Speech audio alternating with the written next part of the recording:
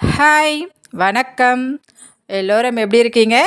இது part 2 video. வாங்க வீடியோக்குள்ளே போயிடலாம். இது கோவக்காய் வறுவல் தாங்க. பார்ட் 1 வீடியோவில் எப்படி கோவக்காய் வறுவலை செய்யறதுன்றது போட்டிருந்தேன். இந்த கோவக்காய் வறுவலை கொஞ்சமாக எடுத்து தனியாக வச்சுக்கலாங்க. ஏன்னா ஆஃப்டர்நூன் ரைஸுக்கு தொட்டு சாப்பிட்றதுக்கு தனியாக எடுத்து வச்சாச்சு. ரைஸும் ஒயிட் ரைஸும் தனியாக எடுத்து வச்சாச்சுங்க. இப்போ மீதம் இருக்கிற அந்த ரைஸையும் கோவக்காய் வறுவலையும் போட்டு நல்லா மிக்ஸ் பண்ணி எடுத்தாச்சு. இதுதான் இன்றைக்கி லஞ்ச் பாக்ஸ். இப்போ பாருங்கள், இந்த ரைஸும் தனியாக எடுத்தாச்சு, கோவக்காய் பொரியலும் கொஞ்சம் தனியாக எடுத்து வச்சுட்டேன். இப்போது இதை நம்ம லஞ்ச் பாக்ஸில் நம்ம போட்டுடலாங்க.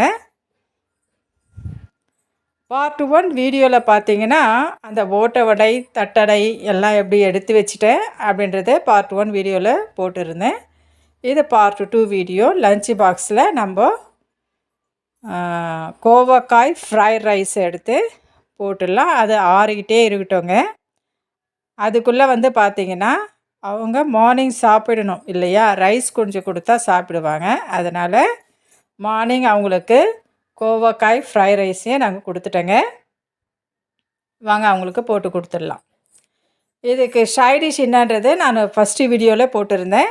அதாவது வீட்லேயே செய்த அந்த ஓட்டை வடை, அதாவது தட்டடையை தான் இதுக்கு சைடிஷாக கொடுத்துருக்கேன். ஆனால் ரெண்டுமே காம்பினேஷன் ரொம்ப சூப்பராக இருந்துச்சுங்க. கோவக்காய் ஃப்ரைட் ரைஸும் அந்த ஓட்டை வடையும் தொட்டு சாப்பிட்றதுக்கு அவ்வளோ நல்லா இருந்தது. இந்த லஞ்சு யாருக்கு பிடிக்குன்றதையும் எனக்கு கமெண்ட்டில் சொல்லுங்கள். பார்ட் 1 வீடியோவை நிறைய பேர் பார்த்துருந்தீங்க, ரொம்ப நன்றி. என்னுடைய வீடியோவை பார்க்குற எல்லா வியூவர்ஸுக்கும் எங்களுடைய SJM சேனல் சார்பாக நன்றியை தெரிவிச்சுக்கிறோங்க.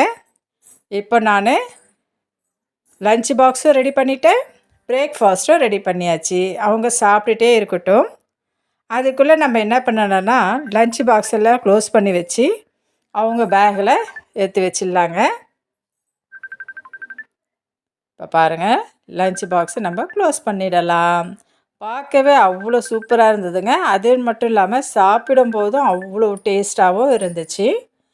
இந்த கோவக்காயெல்லாம் யாருக்கு பிடிக்கும்ன்றதை எனக்கு கமெண்ட்டில் சொல்லுங்கள்.